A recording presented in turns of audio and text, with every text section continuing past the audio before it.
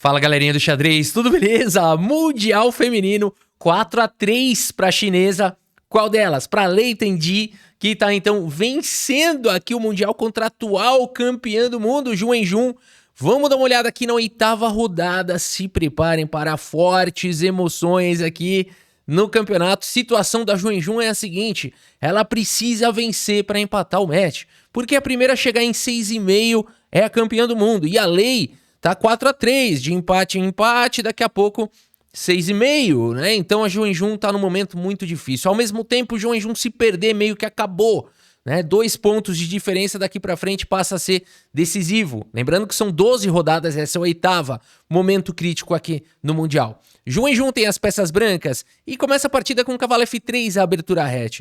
Temos aqui D5 indo para o centro, E3 também desenvolvendo. C5 agarra as casas centrais, B3 a Ju Wenjun vai desenvolver aqui com o fianqueto. O cavalo vem para C6, o bispo vem para a longa diagonal, A6 foi jogado G3, outro fianqueto aqui da Ju Wenjun. Dama C7, D4 já busca ocupar aqui o centro, peão toma, deixando o bispo aqui meio que preso. Será que isso é bom?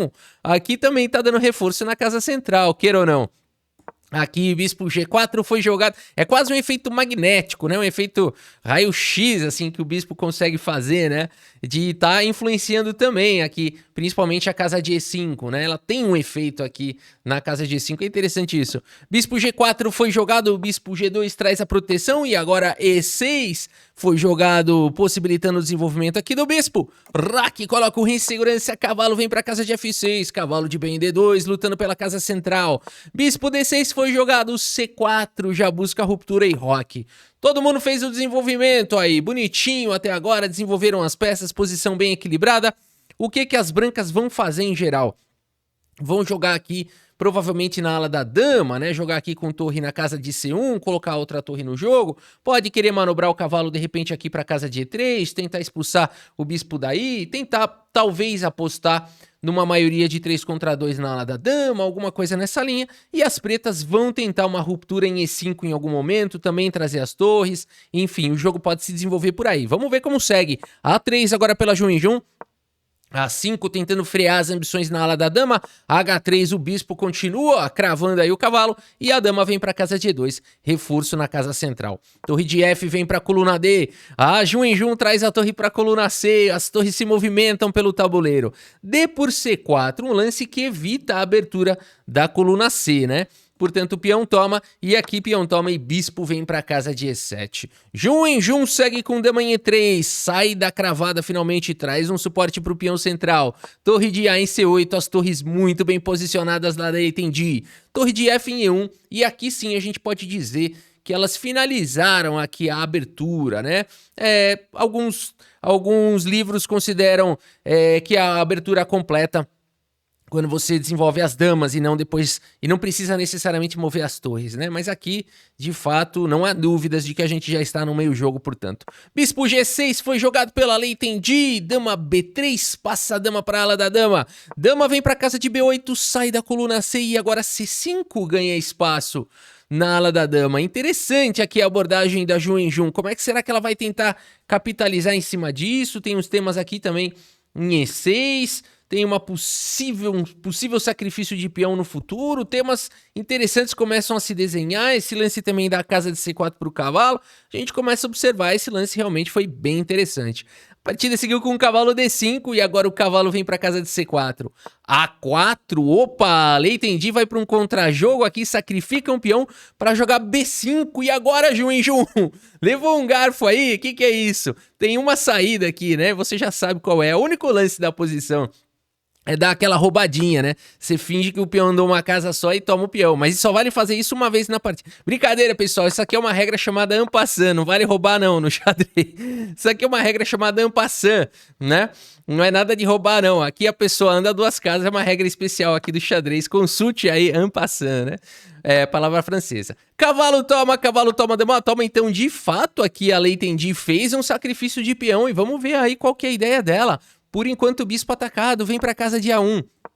A dama vem pra casa de A5 propondo trocas. Temos dama toma, cavalo toma, torre toma, troca tudo. E aqui D5 jogado pela Jun Jun, colocando aqui pressão em E6. O peão está cravado, não tem checkmate na fileira do fundo, mas tem bispo caindo. Confusão. O problema todo é que a torre volta, né? Por exemplo, se peão toma, a torre captura lá e depois de cheque dá até pra voltar com a torre ou até mesmo deixar o bispo porque tem tema de checkmate na fileira do fundo. Então já tem muita coisa acontecendo aqui. A partida segue com cavalo B3 e agora D por E6, F por E6, bispo em E5. O bispo vai pra segurança. Aqui nós temos bispo por A3, recupera o peão, a lei entendi. Jun segue agora com torre E3, caraca, e agora duas peças atacadas. O bispo vem para casa de C2 aqui no limite, protegendo o cavalo. A torre, infelizmente, para Lei Tendi, não tem a casa de B8 para proteger, ela tem que trazer o bispo. Mas agora cavalo D4 foi jogado, atacando o bispo, atacando o cavalo, tem raio-x lá em A3, a posição é difícil aqui para Lei Tendi. A Lei Tendi segue com o cavalo por torre por A3, temos trocas, portanto, e o cavalo vem para segurança em C6, atacando o bispo. No entanto, agora seguimos com bispo por C6, Jun. Pera um pouquinho, Jun. Jun, você precisa ganhar. Você precisa ganhar essa partida.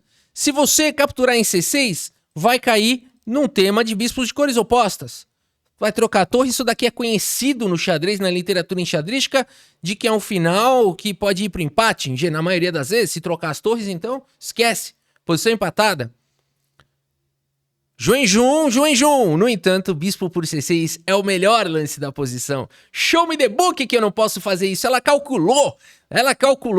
E vamos ver então qual que é a ideia aqui da Jun. Bispo por C6 foi jogado, torre por C6. E agora qual é o plano? Torre A8, cheque. Rei F7, torre A7, cheque. Maravilhoso, né? Quando o cálculo se sobrepõe aí aos princípios gerais, né? Tava tendo um assunto desse com meu amigo Fabinho. Um grande abraço pro Fabinho lá de Portugal. E a gente tem esses papos filosóficos, né? É muito legal quando o cálculo se sobrepõe aos princípios gerais, né? E aqui é o que vai acontecendo. O rei vem pra casa de E8 e agora nós temos torre por G7.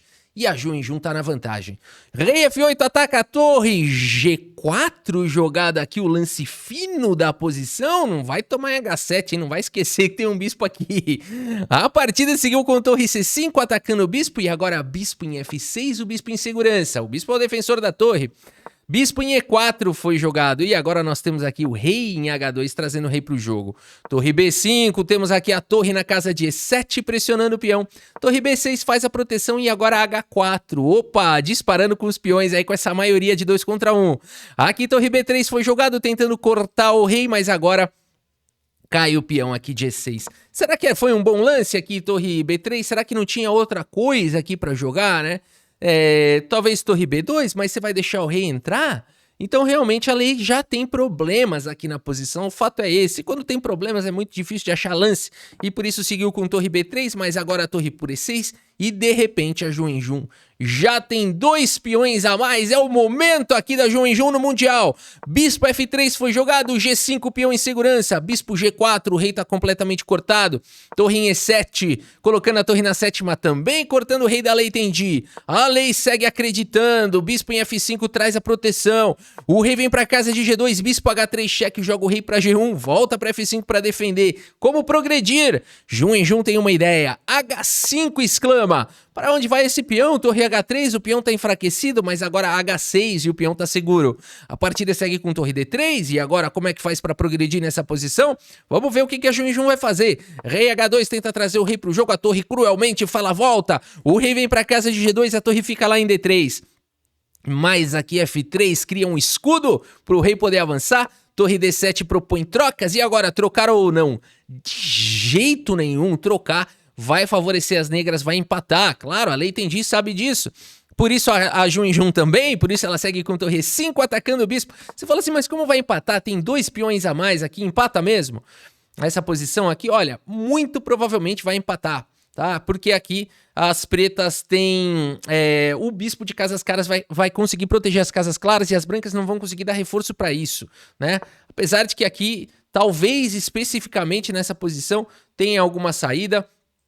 Eu não tenho certeza se as brancas conseguem ganhar aqui ou se isso daria empate. Vale um estudo aqui, né? Vale um estudo porque, olhando assim de forma geral, eu não vejo como as brancas conseguem forçar aqui uma vitória nessa posição.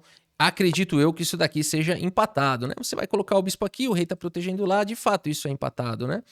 Então, não tem como as brancas forçarem aqui uma vitória, apesar da Engine ficar dando 2, 3 pontos de vantagem aqui. Acredito eu firmemente que a Engine tá errada, né? Que aqui isso aqui é um empate. Por isso a partida seguiu com torre E5. A Jun também acredita que seria um empate. Bispo C2, coloca o bispo em segurança, F4. E agora, né? Então agora, ao não trocar as torres, de fato a Jun tem mais possibilidades aí de criar dificuldades para Lei Tendi. A partida segue com torre D5. Opa, que tentativa mais esperta aqui, né, de torre toma, bispo cheque, recupera e vai para um final empatado, mas a Jun não vai agarrar a chance do Mundial. Pessoal, isso é um Mundial, essa é a chance da vida, né, que ela não pode fazer um passo em falso, torre E7 foi jogado, o bispo volta para casa de F5 e agora o rei vem para casa de F2, difícil progredir, a Lei segue na luta com torre cheque, o rei vem para casa de E3, a torre volta para D6, temos aqui a torre em C7 e agora a torre dá mais um cheque, joga o rei para baixo, volta a torre. A Lei Tendi tá empurrando aqui, a Jun tá indo pra cima, ela vai empurrando aqui, vai se defendendo do jeito que pode. Uma mão tá quebrada, mas ela vai empurrando com a outra. Bispo C3 foi jogado, agora rei E8. Nós temos aqui o rei vem pra casa de F2. O rei na casa de F8, o bispo B4 com cheque, vamos ver se a Jun encontrou um plano aqui, o rei veio pra casa de E8, a gente já tá no lance 62, a Lei Tendi tem 1 minuto no relógio, isso aqui é complicado pra ela, torre cheque, o rei vai pra D8, torre F7, coloca aqui a torre amarrada na proteção do bispo, rei 8 ataca a torre, torre F8 com cheque, deixa o rei escapar, bispo C3 foi jogado, começa a pegar fogo aqui, bispo vem pra G6, torre G8, ameaçando aqui em algumas linhas aqui até sacrifício, hein, aqui protegido pelo bispo. Torre D6 foi jogado, protege a ideia do sacrifício. E agora bispo em E5 tenta tirar a torre daí, torre cheque, o rei vem para casa de F3. Torre D3 com cheque, o rei vai para casa de G4. Nós temos aqui agora a torre D1 e agora é possível sacrificar.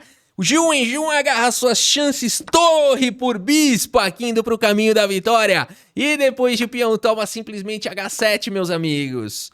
Sim, Lei Tendi abandona aqui a partida.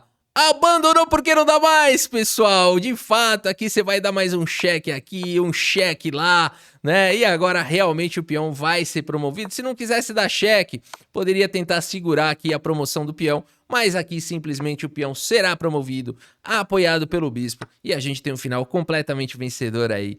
Jun consegue 4-4 aqui no momento importantíssimo do Mundial ao final da 8ª rodada.